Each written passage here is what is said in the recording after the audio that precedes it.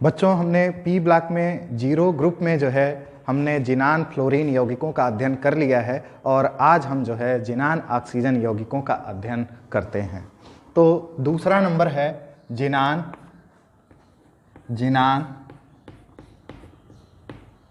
Oxygen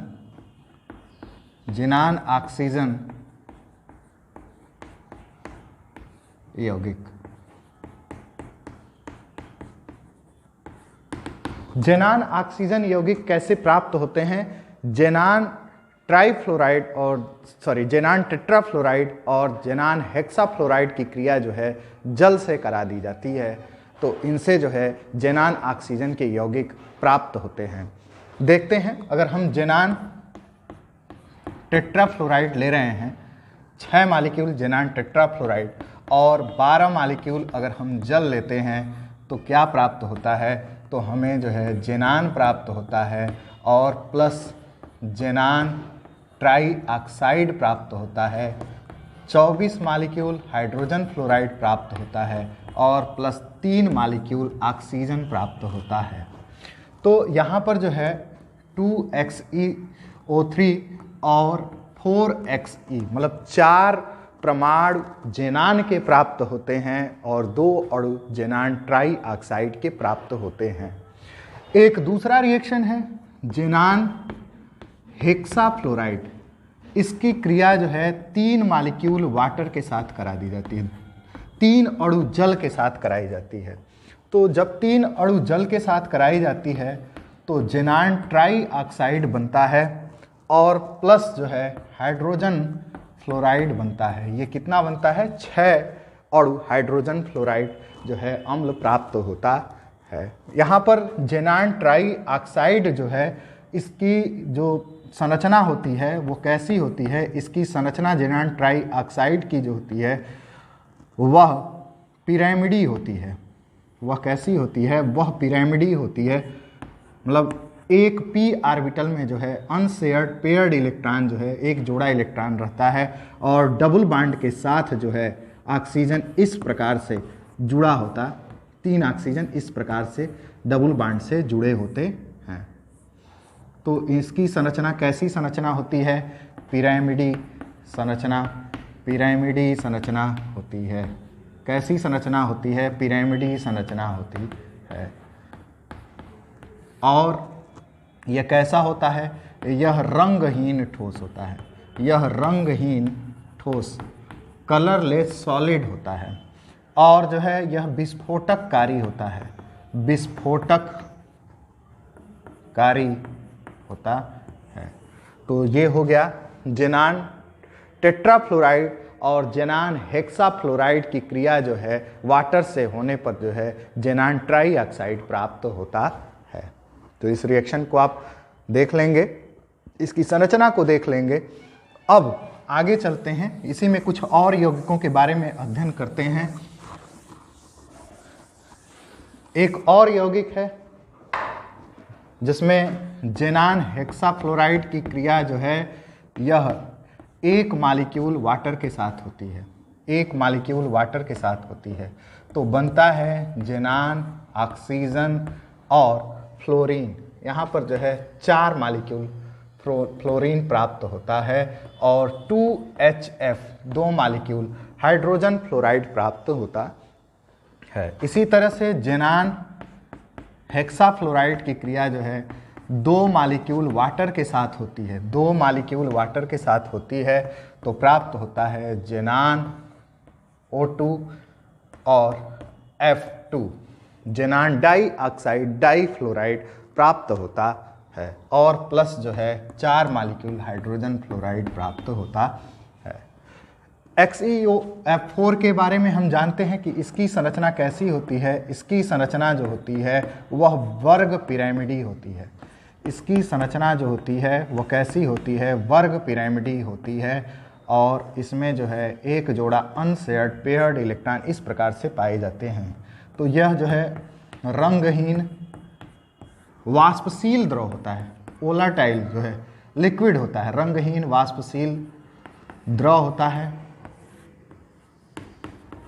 और इसकी संरचना जो होती है कैसी होती है? इसकी संरचना जो है वर्ग वर्ग पिरामिडी होती है। तो बच्चों हम इस रिएक्शन को भी देख लेते हैं कि इसके 6 मॉलिक्यूल जेनान हेक्साफ्लोराइड का एक अणु जो है जल के एक अणु से क्रिया कर रहा है और जेनान हेक्साफ्लोराइड का एक अणु जो है 2 मॉलिक्यूल जल के साथ जो है वाटर के साथ क्रिया कर रहा है और क्या बना रहा है। तो ये यौगिक आप देख सकते हैं जेनान ऑक्सीजन यौगिक। अब हम आगे चलते हैं, इसमें अंतिम पड़ाव पर हैं हम इस चैप्टर के। तो अंतिम पड़ाव में देखें कि हम जो है क्या पढ़ते हैं, उपयोग के बारे में पढ़ते हैं, मतलब जीरो ग्रुप एलिमेंट्स के हम यूजेस के बारे में पढ़ते हैं। यूजेस के बारे में पढ़ते हैं कि इसके क्या उपयोग हैं। हीलियम का क्या उपयोग है। हीलियम का उपयोग जो है गुब्बारों में भर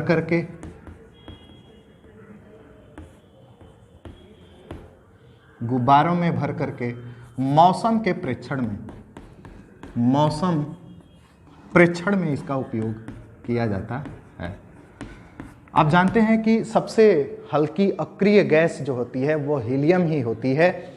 इससे ज़्यादा हल्का जो होता है हाइड्रोजन होता है, लेकिन हाइड्रोजन जो है क्रियाशील होता है, जबकि हीलियम जो होता है वह अनरिएक्टिव होता है, ये किसी से क्रिया नहीं करता है। तो इसका उपयोग जो है गुब्बारों में भर करके जो है मौसम के प्रेक्षण में करते हैं। इसका अन्य एक उपयोग है कि यह निम्न ताप कारक है। तो इस मतलब 4.2 केल्विन इसका क्वथनांक होता है। तो इतना कम क्वथनांक होने पर जो है इसको हम नाभिकीय रिएक्टर होते हैं वहाँ पर इसको भर करके उपयोग में लाया जाता है। इसको जो है तनुकारक के रूप में भी उपयोग में लाया जाता है कि गोताखोर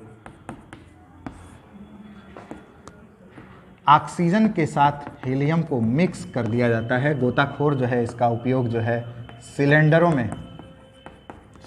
में करते हैं।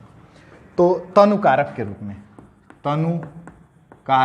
मतलब इसको और हल्का कर दिया जाता है। पहले नाइट्रोजन गैस उपयोग में लाया जाता था, लेकिन आजकल जो है किसको ऑक्सीजन के साथ हीलियम को उपयोग में लाया जाता है।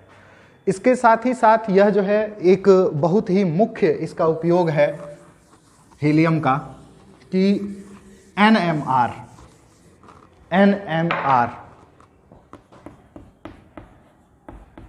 और MRI। NMR nuclear magnetic resonance एक तकनीक होती है, जबकि MRI जो है मैग्नेटिक रिजोनेंस इमेज होता है। तो यहाँ पर जो है हीलियम गैस जो है वह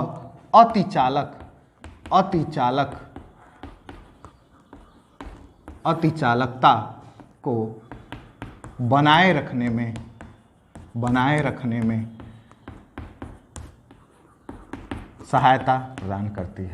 सहायता प्रदान करती है।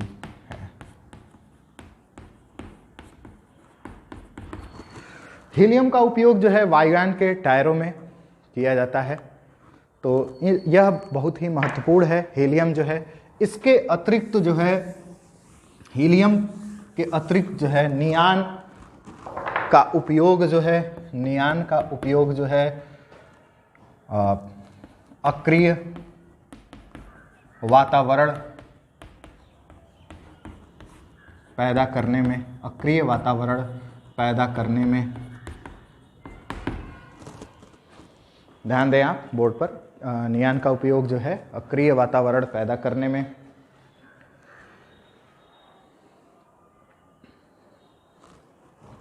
विसर्जन ट्यूब, जो विसर्जन नलिका होती है, डिस्चार्ज ट्यूब, विसर्जन ट्यूब और लैंप जो होते हैं, लैंप में। इसके अतिरिक्त इसका उपयोग जो है वह ग्रीन हाउस तथा बॉटेनिकल गार्डनों में होता है। बॉटेनिकल गार्डन में, वनस्पति उद्यान में इसका प्रयोग में किया जाता है। आर्गन का उपयोग जो है आर्क वेल्डिंग में, आर्गन का उपयोग आर्क वेल्डिंग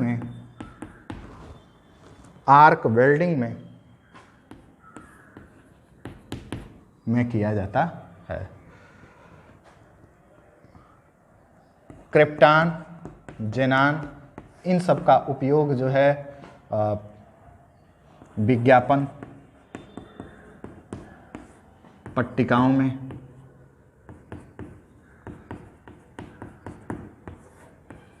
और अक्रियता उत्पन्न करने में किया जाता है।